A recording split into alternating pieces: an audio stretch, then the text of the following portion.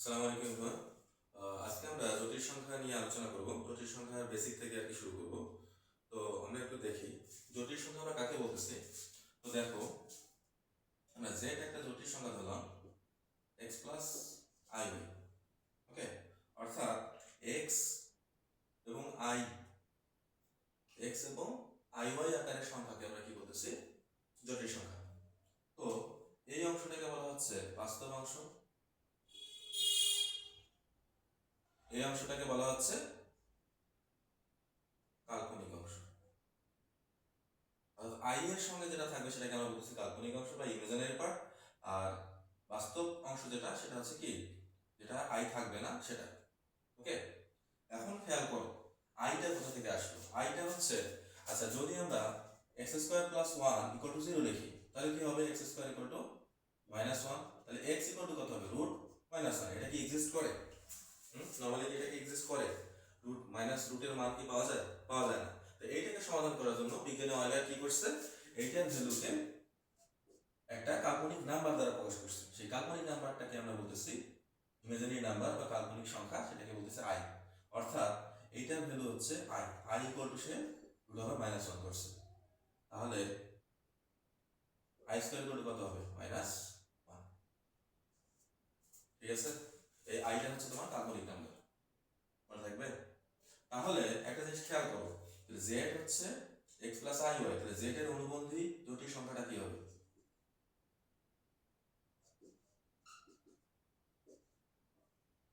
Z bar না? Z bar যদি আমরা লিখি, তাহলে প্লাস যেটা আছে প্লাসের সামনে শুধু মাইনাস হয়ে যাবে, আর যদি মাইনাস থাকতো মাইনাসের সঙ্গে কি হয়ে যেত? প্লাস হয়ে যেত। বুঝছি এটা? হুম, এটা হচ্ছে তোমার জটিল সংখ্যা বেসিক, একেবারে বেসিক এর।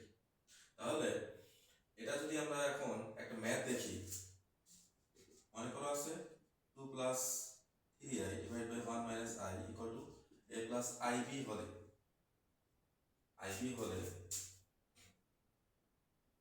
বি এর মান কত? যেখানে এ আর বি এই দুইটা বাস্তব সংখ্যা। তাহলে এটা আমরা কিভাবে সলভ করবো বলো?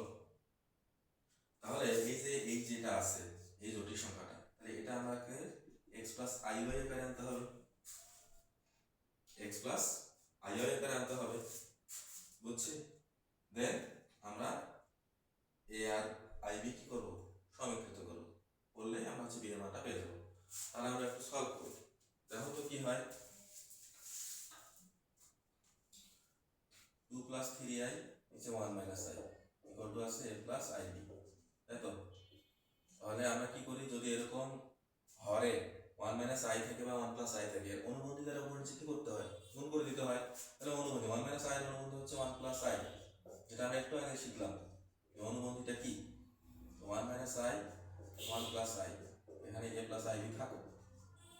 তাহলে ওয়ান দিয়ে যদি গুণ করো two plus three i, i দিয়ে গুণ করলে two i three i square divided by কত হবে? A plus b minus b square minus b square. তাহলে এখানে কত হয়? Two plus five i i square minus one, তাহলে minus three i square minus one one plus one equal to কত? A plus i b. তাহলে কত হচ্ছে এখানে? Minus one plus five i আর নিচে কত? Two equal to a plus i b. তাহলে এখন কি হবে দেখো তো, এই যে আমরা যদি এটাকে একটু আলাদা করে লিখি, half plus five by two i equal to কত? A plus b n. তাহলে দেখো তো এখানে কাল্পনিক অংশ যেটা আছে, কাল্পনিক অংশ কত এখানে? বি। আর এখানে কাল্পনিক অংশ কত? Five by two. অর্থাৎ আই এর সব ফাইভ বাই টু, এখানে আই এর সব বি। তাহলে আমরা বি ইকুয়াল টু কত লিখতে পারি? ফাইভ বাই, বুঝতে পারছি আমরা? হ্যাঁ, পারা যাবে এটা? এই বেসিকটা কি আমরা বুঝছি? আচ্ছা, আশা করি আমরা এই টাইপের বেসিকটা বুঝতে পারছি। ওকে, এরপরে আমরা যেটা করব সেটা হচ্ছে আই এর ঘাত সম্পর্কিত। আমরা কি করবো এরপরে? আমাদের বেসিকটা শেখা হয়ে গেল, এরপরে আমরা দেখবো আই এর ঘাত সম্পর্কিত ম্যাথ। আই এর ঘাত সম্পর্কিত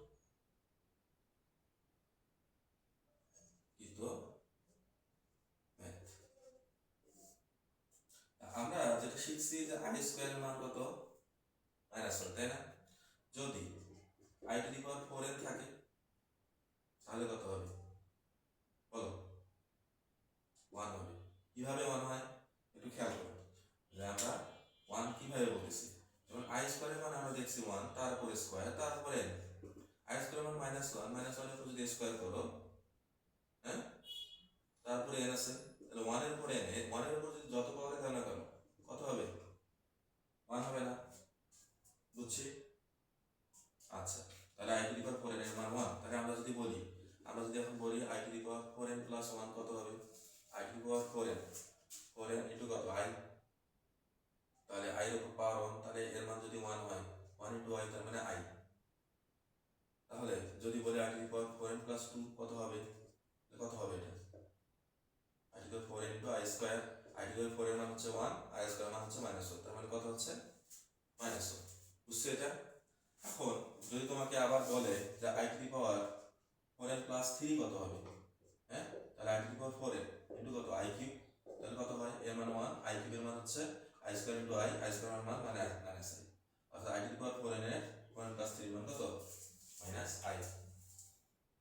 বুঝছি এটা? এখন আরেকটা জিনিস তোমাকে মনে রাখতে হবে, সেটা হচ্ছে যদি কখনো এরকম থাকে যে 1/i ইকুয়াল টু 1, এটা কি করবো? দেখো 1/i সমান কত লেখা যায়? এখানে 1 আছে না, একটা মাইনাস যদি দেই, মাইনাস দিয়ে i স্কয়ার মান লিখতে পারি ডিভাইড বাই i স্কয়ার মান কত? -1 মাইনাস প্লাস 1। তাহলে এটা যদি কাটি, এটা আর এটা যদি কাটি, তাহলে থাকে কত? -i থাকে না? তাহলে এটা মনে রাখবা যে 1/i ইকুয়াল টু -i, একবার মুখস্থ রাখবা, মুখস্থ। ওকে, এটা ম্যাথে আমাদের কাজে লাগবে। এখন তোমাকে যদি বলা হয় i টু দি পাওয়ার 49 এর ভ্যালু কত? আমরা তো বলছি যে 4 এর গুণিতক হলে 1 হবে i এর উপর, তাহলে এটা 4 দিয়ে হচ্ছে তুমি ভাগ করো, তাহলে কত হয়? 4 ইন্টু 12, 4 = 48 প্লাস কত? 1, তাহলে এর ভ্যালু কত হচ্ছে? 1, 1 ইন্টু কত? i, তার মানে आंसर হচ্ছে i। এখন এটা তো হচ্ছে তোমার ছোট ভ্যালু আছে, যদি এরকম থাকে 4 3 2 5, বড় ভ্যালু আছে, তাহলে কি করব? এই যে লাস্টের যে দুইটা ডিজিট আছে, হ্যাঁ, এই যে লাস্টের যে দুইটা ডিজিট, এই দুইটা ডিজিটকে তুমি কি 4 দ্বারা ভাগ দিবা। তাহলে 4 দ্বারা ভাগ করলে কত হয় বলো? 4 × 5 = 20, নাকি? 4 6 24, আর কি কত হয়? 25, হ্যাঁ, তাহলে কত হবে? i এর উপর পাওয়ার 1, তাহলে কত? i। বুঝছি? 4 দ্বারা ভাগ দিতে হবে লাস্টের দুইটা ডিজিটকে। এখন তোমার যদি এরকম আরো থাকে যে i টু দি পাওয়ার 4 3 6 3 6 5 2, তাহলে এটাও তো আরো বড় সংখ্যা হয়ে গেল, তাই না? তাহলে লাস্টের ডিজিট কত আছে? 5 2 আছে না? এই 5 2 কে তুমি হচ্ছে 4 দ্বারা ভাগ দাও, কত হবে? 4 × 48, 4 × 13 52, তার মানে কত হয়? মিলে যাচ্ছে না? 4 দিয়ে যদি ভাগ দাও, এটা মিলে যাচ্ছে কিনা? তার মানে এর ভ্যালু কত হবে? 1 হবে। বুঝতে পারছি? যত বড় ডিজিট থাক না কেন আমরা এটা ইজিলি করতে পারবো। বুঝছি এটা? ওকে, তাহলে এটা যদি বুঝতে পারি, তাহলে আমরা i এর ধারা সংক্রান্ত কিছু ম্যাথ দেখি। i এর ধারাটা কি হবে? i এর ধারা সংক্রান্ত ম্যাথ একটু খেয়াল করো, কি আসতে পারে। মনে করো আছে হচ্ছে i plus i square plus i cube plus i to the power 4 plus i to the power 5 plus i to the power 6 plus i to the power 7 plus i to the power 8 plus i to the power 9 plus i to the power 10, এরকম কিছু একটা আছে। i to the power 11 plus i to the power 12 equal to what? এটা মান বের করতে বলছি। ওকে, এখন খেয়াল করো, আমরা যদি এটা সলভ করার চেষ্টা করি, কি আসে দেখো তো। i স্কয়ার মান কত? -1, i কিউব এর মান কত? -i, i to the power 4 এর মান কত? 4 এর গুণিতক 1, i টু দি পাওয়ার 5, তাহলে কত হবে? এটা i হবে না? তারপর i টু দি পাওয়ার 6, তার মানে থাকতেছে কত? 4 দ্বারা ভাগ দিলে 4 কে 4 আর 2 থাকে, মানে i স্কয়ার মান কত? -1। তারপর i টু দি পাওয়ার 7, তার মানে এখানে কত হবে? -i টু দি পাওয়ার 8 এর মান কত? 1, i টু দি পাওয়ার 9 এর মান কত? i টু দি পাওয়ার 10 এর মান কত? -1, i টু দি পাওয়ার 11 এর মান কত হবে? -i টু দি পাওয়ার এর মান কত? +1। তাহলে একটা জিনিস খেয়াল করো তো, যে প্রথম চারটা পদ যেটা আছে দেখো তো, এই যে i 1 1, দেখো প্রথম চারটা পদ পরের যে চারটা পদ, হ্যাঁ পরের যে চারটা পদ আছে, এই যে পরের চারটা পদ, এর ভ্যালু কত আসে দেখো তো। এর ভ্যালু এই যে আই আই কাটা 1 1 কাটা, দেখো তো এর ভ্যালু কত আসলো, 0 আসলো না। পরের যে চারটা পদ আছে, এই যে পরের চারটা পদ, i to the power 9, i to the power 9 এর মান কত হচ্ছে আই, তারপর হচ্ছে এই যে এটা এগুলো কি কেটে গেল, তাহলে দেখো তো মানে মেন কথা হচ্ছে চারটা চারটা করে যে পদ যদি থাকে তাহলে আমরা ডিরেক্ট ওটার ভ্যালু কত লিখতে পারবো, 0 লিখতে পারবো। বুঝতে পারছি, বুঝছি আমরা এটা। তাহলে এখানে তো 12 পর্যন্ত পদ ছিল, আমি যদি 100টা পদ দিই তাহলে কি হবে, মানে আর চারটা চারটা করে পদ যদি থাকে ভ্যালু 0, তার মানে যদি সাপোজ আই থেকে হচ্ছে তোমার 20 পর্যন্ত থাকে, 4 দিয়ে ভাগ করে 4 পাঁচে 20, মানে 4 এর গুণিতক যদি মিলে যায় তাহলে ওইটার ভ্যালু কি হবে, ওই ধারাটার ভ্যালু 0 হবে। তাহলে একটু খেয়াল করো, তাহলে যদি তুমি এখন বলো যে একটা ম্যাথ আমি লিখলাম যে I to the power I plus I square plus I cube plus dot dot dot I to the power 101 equal to what, এরকম ম্যাথ আসতেই পারে, বিশেষ করে ভার্সিটিগুলোতে এই টাইপের ম্যাথ থাকে। আর এছাড়া হচ্ছে বিভিন্ন টেস্ট পরীক্ষায় যদি সারা কঠিন কোশ্চেন করে সেক্ষেত্রে এই টাইপের ম্যাথ দিয়ে থাকে।